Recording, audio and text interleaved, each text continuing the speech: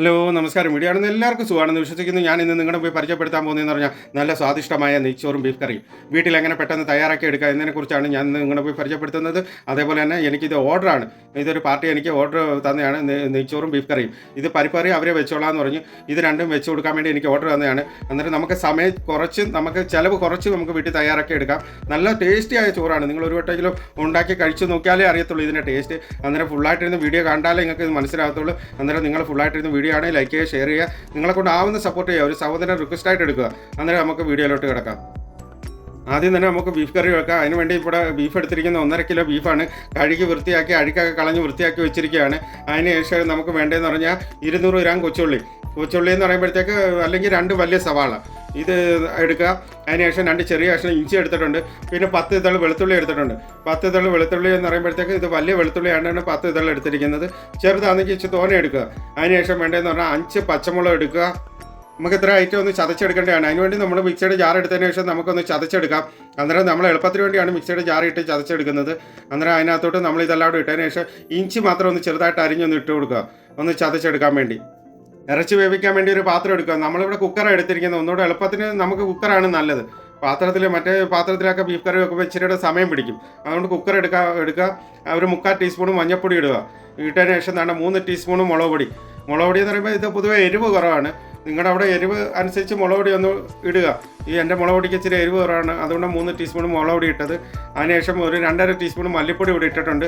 അതിനുശേഷം നമുക്കതിലേക്ക് 1/2 ടീസ്പൂൺ ഗരം മസാല, ഇറച്ചി മസാല ഉണ്ടല്ലോ, ഇറച്ചി മസാല ഇട്ട് കൊടുത്തിട്ടുണ്ട്. അതിനുശേഷം നമുക്കതിലേക്ക് 1 ടീസ്പൂൺ പെരിഞ്ചീരപ്പൊടി ഇട്ടതിന് ശേഷം ഞാൻ 1 ടീസ്പൂൺ ഉപ്പിട്ട് കൊടുത്തിട്ടുണ്ട്. ഉപ്പെന്ന് പറയുമ്പോൾ എൻ്റെ പാകത്തിനാണ് ഞാൻ ഉപ്പിട്ട് കൊടുത്തത്.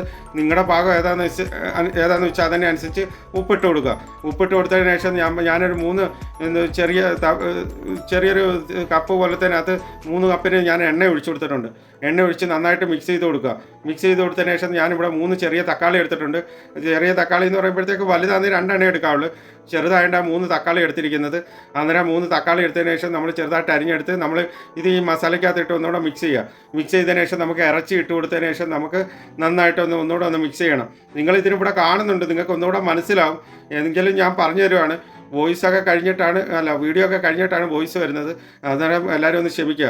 അതിനുശേഷം നമുക്ക് 1 ഗ്ലാസ് വെള്ളം ഒഴിച്ചതിന് ശേഷം നമുക്ക് 3-4 തണ്ട് കരിയാപ്പലയോടെ ഇതിനകത്തോട്ട് ഇട്ട് കൊടുക്കുക. ഇട്ട് കൊടുത്തതിന് ശേഷം നമുക്ക് കുക്കർ അടച്ചു വെച്ചിട്ട് നമുക്കാണെങ്കിൽ അടുപ്പത്തൊന്ന് വെച്ചേക്കാം. 5 വിസിൽ വരണം. എന്ന കണക്കിന് 5 വിസിൽ വരുന്നുണ്ടെങ്കിൽ നമുക്ക് വെന്ത് കിട്ടുന്നതാണ്. ഇറച്ചി വെന്ത് കഴിഞ്ഞിട്ട് നമുക്കാണെങ്കിൽ ഒന്നുകൂടെ ഒന്ന് അടപ്പൊക്കെ തുറന്നതിന് ശേഷം നമുക്ക് ഒന്നുകൂടെ ഒന്ന് തിളപ്പിച്ചെടുക്കേണ്ടതാണ്. തിളപ്പിച്ചെടുത്തതിന് ശേഷം നമുക്ക് 1/2 ടീസ്പൂൺ ഗരം മസാലയോട് ഇട്ട് കൊടുക്കുക. ഇറച്ചി മസാല 1/2 ടീസ്പൂണോട് ഇട്ട് കൊടുത്തതിന് ശേഷം നമുക്ക് മല്ലിയില ഉണ്ടല്ലോ, ചെറുതായിട്ട് അരിഞ്ഞ് വെച്ചിരിക്കുന്ന മല്ലിച്ചെപ്പ്, അത് ചെറുതായിട്ട് അരിഞ്ഞിട്ട് നമുക്ക് കുറച്ച് ഇതിനകത്തോട്ട് ഇട്ട് കൊടുത്ത് നന്നായിട്ടൊന്ന് മിക്സ് ചെയ്ത് കൊടുത്ത് ഒന്നുകൂടെ ഒന്ന് തിളച്ച് വന്ന് കഴിയുമ്പോഴത്തേക്ക് നമുക്ക് ബീഫ് കറി ഇവിടെ റെഡി ആയിട്ടുണ്ട്. അതിനുശേഷം നമുക്കാണെങ്കിൽ ചോറ് വെക്കാം. മീഡിയം സൈസ് 3 സവാള എടുത്തിട്ടുണ്ട്. വലുതാണെങ്കിൽ 2 സവാള വലുതെടുക്കുക. ഇത് മീഡിയം ആയതുകൊണ്ട് 3 സവാള എടുത്തിട്ടുണ്ട്.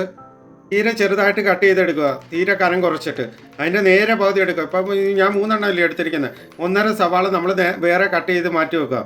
ഇപ്പം വലുതാണ് എടുക്കുന്നുണ്ടെങ്കിൽ 1 സവാള വേറെ കട്ട് ചെയ്ത് മാറ്റി വെക്കുക. 50 ഗ്രാം അണ്ടിപ്പരിപ്പ്, 50 ഗ്രാം മുന്തിരിങ്ങ എടുത്തിട്ടുണ്ട്. പിന്നെ നമ്മൾ പാതി അരിഞ്ഞ് വെച്ചിരിക്കുന്ന സവാളയും. അതിനുശേഷം നമ്മളൊരു ചെറിയ ഫ്രൈ പാൻ എടുത്ത് അടുപ്പത്ത് വെച്ച് ചൂടായതിനു ശേഷം നമുക്കത് 3 ടീസ്പൂൺ നെയ്യ് ഒഴിച്ചു കൊടുക്കുക. നെയ്യ് ഇല്ലെന്നുണ്ടെങ്കിൽ ഡാൽഡ ആയാലും കുഴപ്പമില്ല. ഡാൽഡ ആകുമ്പോൾ 4 ടീസ്പൂൺ ഒഴിച്ചു കൊടുക്കുക. ഒഴിച്ചതിന് ശേഷം നമുക്കാണെങ്കിൽ ഈ അണ്ടിപ്പരിപ്പ് ഉണ്ടല്ലോ, അണ്ടിപ്പരിപ്പിട്ട് ചെറുതായിട്ടൊന്ന് മൂപ്പിച്ചെടുക്കുക. ചെറിയൊരു കളർ വ്യത്യാസം നിങ്ങൾ കാണുന്നുണ്ടല്ലോ. അതിനുശേഷം കോരിയെടുത്തതിന് ശേഷം നമുക്ക് മുന്തിരിങ്ങായിട്ട് അതേപോലെ ഒന്ന് ഈ പരുവായതിനു ശേഷം നമുക്ക് ഇത് കോരിയെടുക്കാം മുന്തിരിങ്ങായി. അതിനുശേഷം നമുക്ക് സവാള ഇട്ടിട്ട് നമുക്കതിൽ ഒന്ന് വറുത്തെടുക്കേണ്ടതാണ്. സവാള ഇട്ട് നിങ്ങളിപ്പോൾ കാണുന്നതാണ് ഈ പരുവായതിനു ശേഷം നമുക്കിത് സവാളയും കോരിയെടുക്കാം. നമുക്ക് ചോറ് വെക്കാനുള്ള ഗരം മസാല എടുക്കാം. അതിന് വേണ്ടി നമ്മൾ 1/2 ടീസ്പൂണ് ഗ്രാമ്പ് ഇട്ടിട്ടുണ്ട്. ഒരു 10 ഏലക്ക ഇട്ട് കൊടുത്തിട്ടുണ്ട്. പിന്നെ 1 ടീസ്പൂണ് കുരുമുളക് ഇട്ട് കൊടുത്തിട്ടുണ്ട്. അത് കഴിഞ്ഞിട്ട് നമുക്ക് കറുവപ്പട്ട ഇട്ട് കൊടുക്കുന്നുണ്ട്. നിങ്ങൾ ഇതിനകത്ത് കാണും കറുവപ്പട്ട.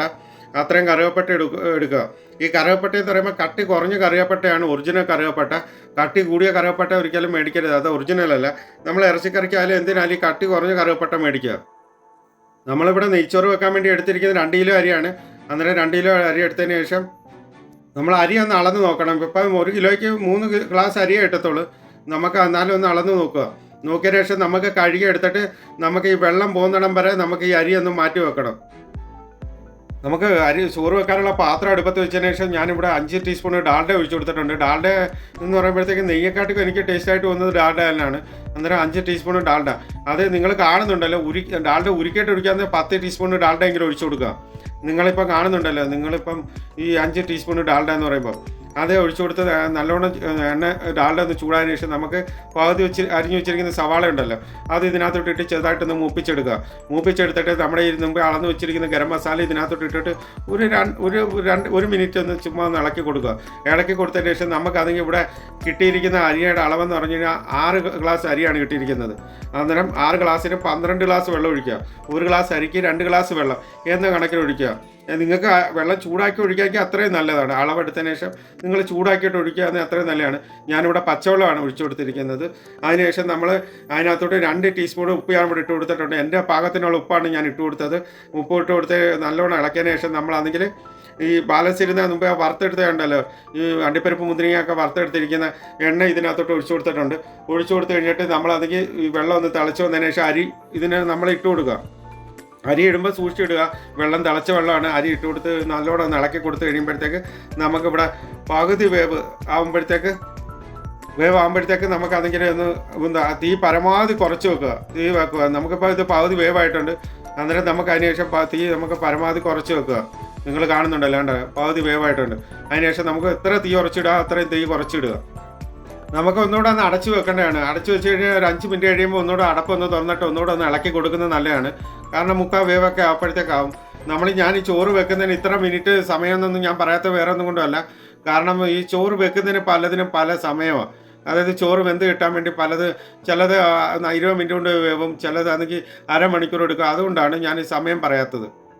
വെള്ളമെല്ലാം പറ്റിക്കഴിഞ്ഞപ്പോഴത്തേക്ക് നമുക്കിവിടെ ചോറ് റെഡി ആയിട്ടുണ്ട്. അതിനുശേഷം അതിൻ്റെ മുകളിലോട്ട് നമുക്ക് മല്ലിച്ചപ്പും പുതിനയിലയും ഉണ്ടെങ്കിൽ ചെറുതായിട്ട് അരിഞ്ഞെടുത്ത് നമുക്ക് ഇതിൻ്റെ മുകളിലിട്ട് കൊടുക്കുക.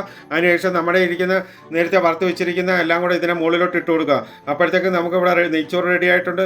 അന്നേരം എൻ്റെ പഴയ വീഡിയോ കണ്ട് പരമാവധി സപ്പോർട്ട് ചെയ്യാൻ ഒരു സഹോദരനെ റിക്വസ്റ്റ് ആയിട്ട് എടുക്കുക. അന്നേരം അടുത്ത വീഡിയോ കാണുന്നിടം വരെ ബൈ.